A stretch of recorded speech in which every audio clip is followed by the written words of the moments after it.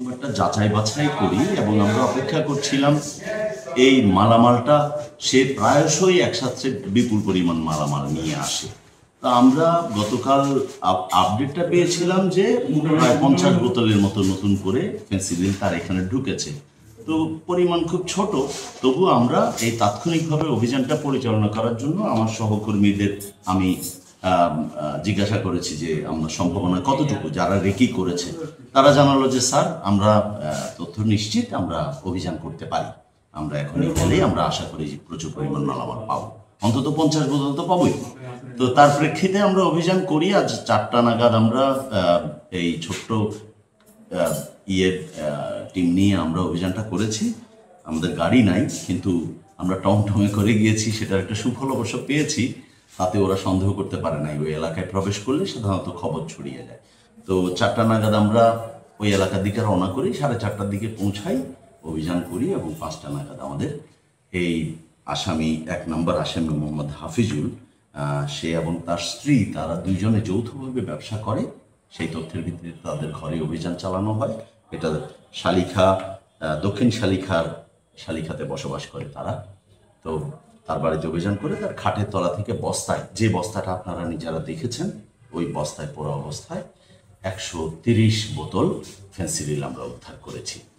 তো আর দ্বিতীয় আসামি ফেন্সিডিল তার কোমরে লুঙ্গির কোচরের মধ্যে একটা পলিথিনে মোড়ানো 10টা ফেন্সিডিলের একটা প্যাকেট সে লুঙ্গির ভেতরে সুন্দর করে বাঁধা, সে দৌড়ে পালিয়ে যাচ্ছিল বোধহয় অন্য কোথাও থেকে, অথবা এর কাছে দিয়ে যাওয়ার জন্য বা এর কাছ থেকে নিয়ে যাওয়ার বিষয় ছিল কিনা সেটা আমরা এখনো যাচাই করতে পারিনি। আমরা জিজ্ঞাসাবাদ করলে হয়তো সেটা উদ্ধার করতে পারবো। কিন্তু দুটো আলাদা জায়গা থেকে সে পালিয়ে যাচ্ছিল, রাস্তা থেকে চাং মিয়ার বাড়ির সামনে থেকে সম্ভবত আমার চতুরালির বসত বাড়ির সামনে থেকেই তাকে ধরা হয়েছে। সেখানে সে এই 10 বোতল ফেন্সিডিল সহ ধরা পড়েছে।